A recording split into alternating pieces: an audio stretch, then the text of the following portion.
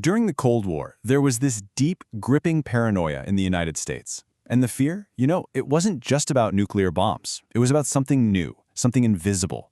The idea that the Soviets could actually control the human mind. And that fear, it pushed the CIA into a secret war, one that explored the absolute darkest corners of science and secrecy. Now that quote, that's not from some spy novel. That is a real quote from a real CIA operative named George White, and he was right at the heart of one of the agency's most disturbing programs. His words, they just perfectly set the stage for the extreme and very often illegal measures the CIA was willing to take. You see, the Cold War wasn't just fought with weapons in the traditional sense. It was a battle for the human mind itself. The CIA was terrified the Soviets were mastering mind control, and they were absolutely determined not to get left behind. So the first target in this secret war was, of course, the mind. The CIA kicked off this massive effort to weaponize consciousness itself, and that quest led them right down the path to one of the most infamous programs in the agency's entire history. So, let's break that down. What was Project MKUltra? Really? Beyond that official definition, it was this sprawling, top-secret hunt for a so-called truth serum for the secrets of mind control. And it operated with a just chilling disregard for ethics, for the law, and for the people it used as test subjects. And as you can see here, MKUltra wasn't some brief rogue experiment. Oh no, it was a full-blown 2-decade-long obsession that grew out of earlier projects like Bluebird and Artichoke. And as the years went on, the research just got more and more ambitious and way more dangerous. But hidden inside this huge program was a sub-project so brazen, so wild, it sounds completely made up, but it was very, very real, and they called it Operation Midnight Climax. Just think about the sheer audacity of this setup.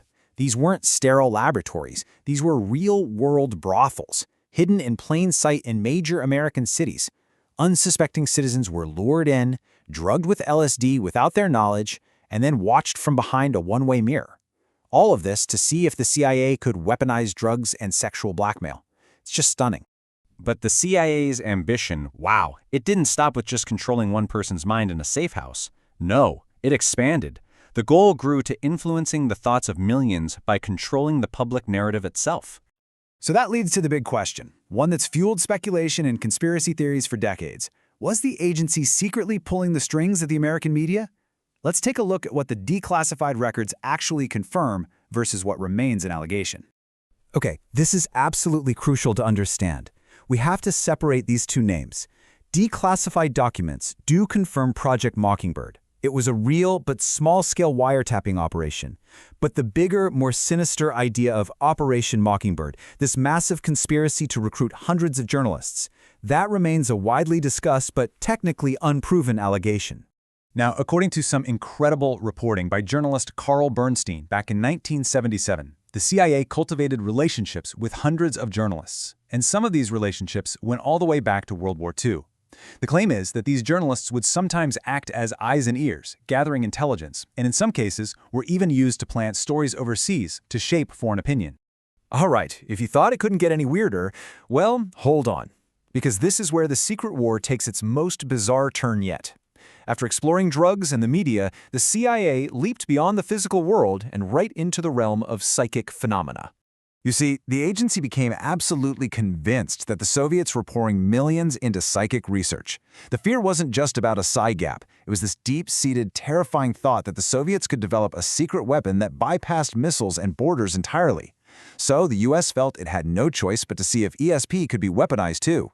And that fear gave birth to Project Stargate. The mission was, well, unbelievable, but straightforward. Could psychics become spies? Could someone use their mind and their mind alone to find a downed Soviet plane, locate a hidden hostage, or describe the inside of a secret military base thousands of miles away? And this document right here, this just shows how seriously they took all of this. This isn't some New Age pamphlet. It's a declassified U.S. Army report. The Gateway process was, and I mean this literally, an instruction manual for training soldiers to achieve out-of-body experiences. The whole theory was that by following these very precise steps, a person's consciousness could be trained to operate independently of their physical body. They weren't just trying to induce some kind of mystical experience. They were trying to engineer a reliable intelligence-gathering tool, an agent whose mind could travel anywhere, completely free of physical reality. So what happens to all these unbelievable, top-secret, and often totally illegal programs? Well, like all secrets, eventually the truth starts to leak out. And when it did, it ignited a public and political firestorm. 1973. This is a critical year, because this is when the CIA director at the time, Richard Helms, gave a single, devastating order: destroy the MK-Ultra files, all of them. But even though Helms tried to turn decades of evidence into ash, the truth still clawed its way into the light. Investigative journalists and congressional committees finally pulled back the curtain, and the revelations were just shocking. Illegal spying, assassination plots, non-consensual drug testing on American citizens. The scandal led directly to new laws designed to prevent these abuses from ever happening again. And amidst all the politics and investigations, we can't forget the very real human cost. For 20 years, the family of a CIA scientist named Frank Olson believed he had committed suicide. It was only through these investigations that they learned the darker truth. He was an unwitting subject in an MK-Ultra LSD experiment. His story is just a tragic reminder that these weren't just abstract programs. They had devastating, real-world consequences.